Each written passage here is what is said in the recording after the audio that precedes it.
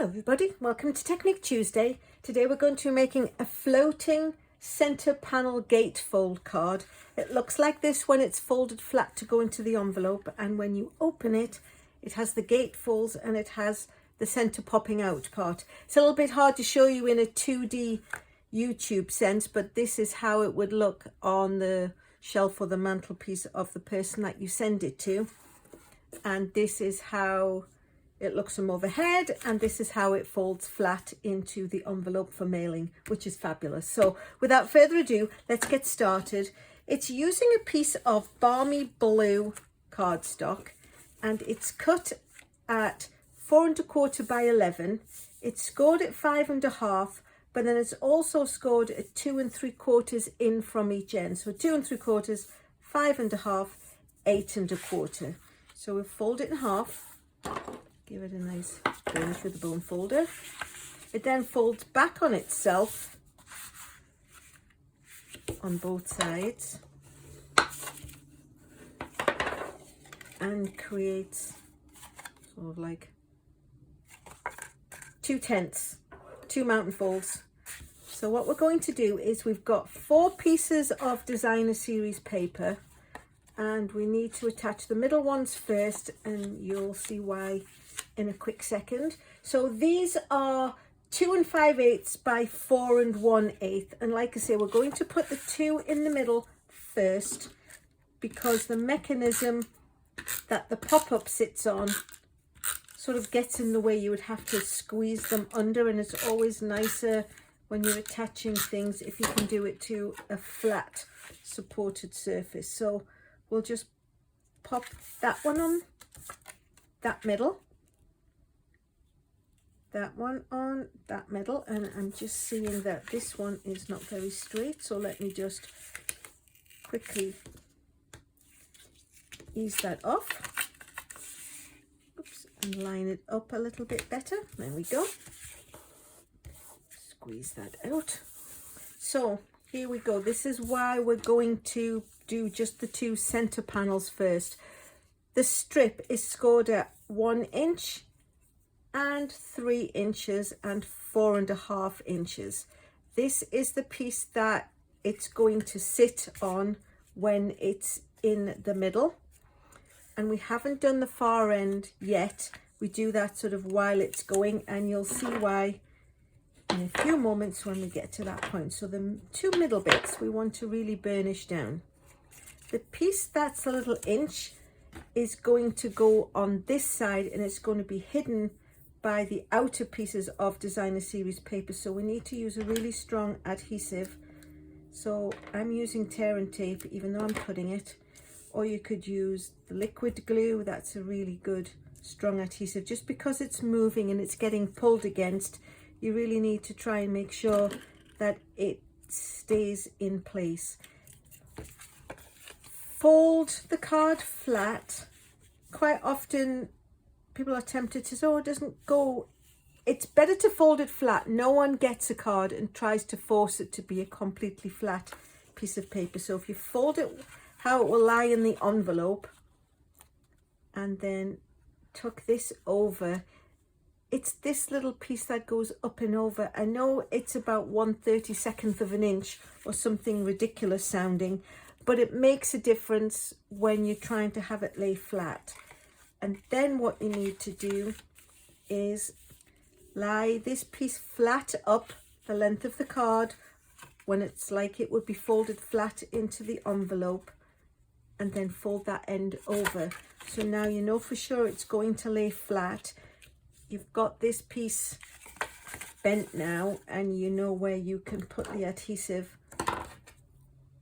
and stick it on. So again, a couple of pieces of tear and tape will make sure it stays in place. Oops. Quickly remove the backing paper. Fold it flat, smooth that along, and fold it over. And now we know when we put it in the envelope, it's going to go lovely and flat. It won't be warped or anything. And now that we've done that, you see how this is popping up a little bit? That's great because we want it to pop out when it's on display at the lucky recipient's place. So we're going to now put the 2 outer pieces of designer series paper on, and they of course will obscure the little parts that we don't want anybody to see. Whoops, sorry about that. Got lively elbows.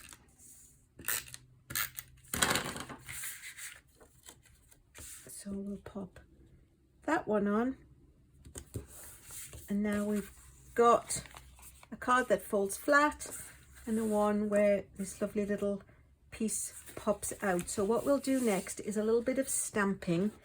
We've got the panel that pops out at the front, and I'm actually going to stamp the panel, the signing piece at the back. Because this is Balmy Blue, any light colour of course you could just write on it, but I want to stamp it and decorate it a little bit extra. So I cut the piece, and the basic white is the same as the designer series panels. It's 2 5/8 by 4 1/8.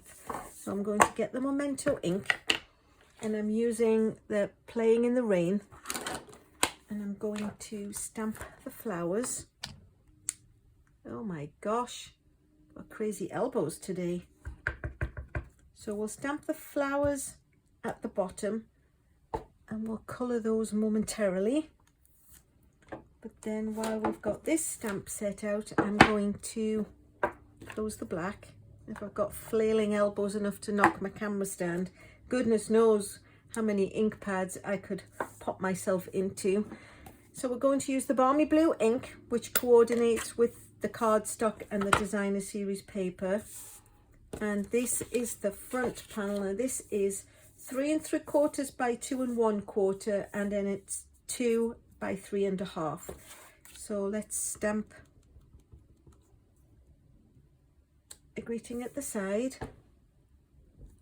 Oh, happy day.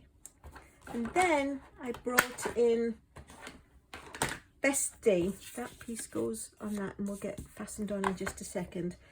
I brought out Best Day, and it says it's the best day because it's your birthday.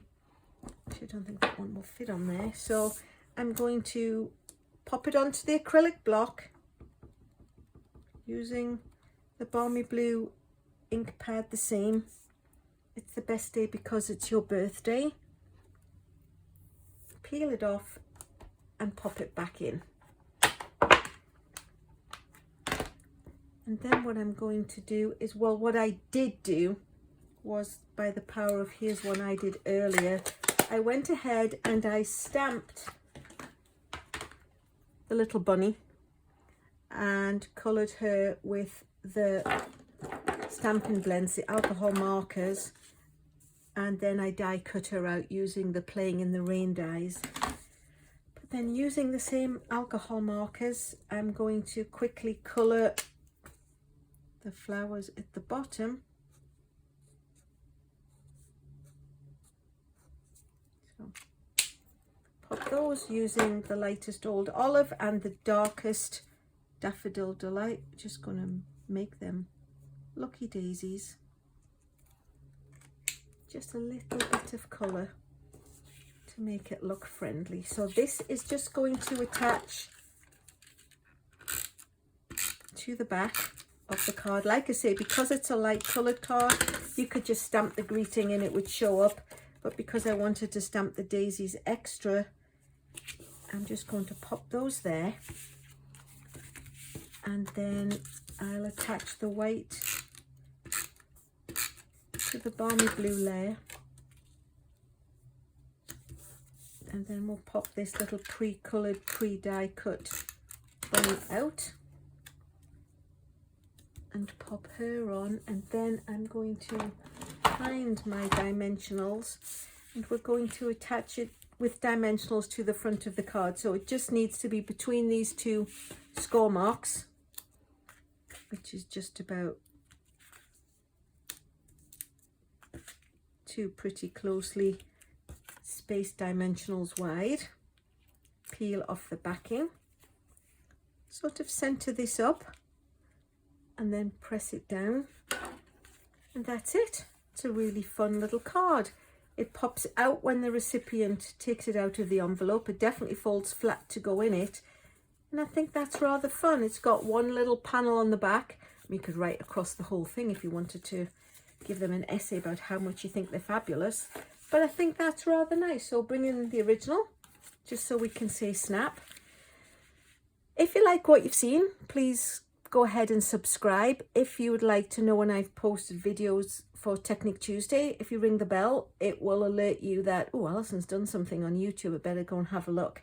I've also got an ABC program that I'm doing, like a small series of people who've never stamped before, if they would like to learn how. So if you know anyone who is not really sure where to start, if you would direct them to that, it's just Alyson's Beginners Card Making. This one, of course, is a little bit more advanced. It's not undoable by any stretch, because I'm going to put, as always, the directions and the dimensions will be at the bottom. So if you want to like, I like to be liked. If you have a comment you'd like to make or a question, go ahead and ask it. My email's there if you want to ask something more in depth. And in the meantime, thanks so much for watching.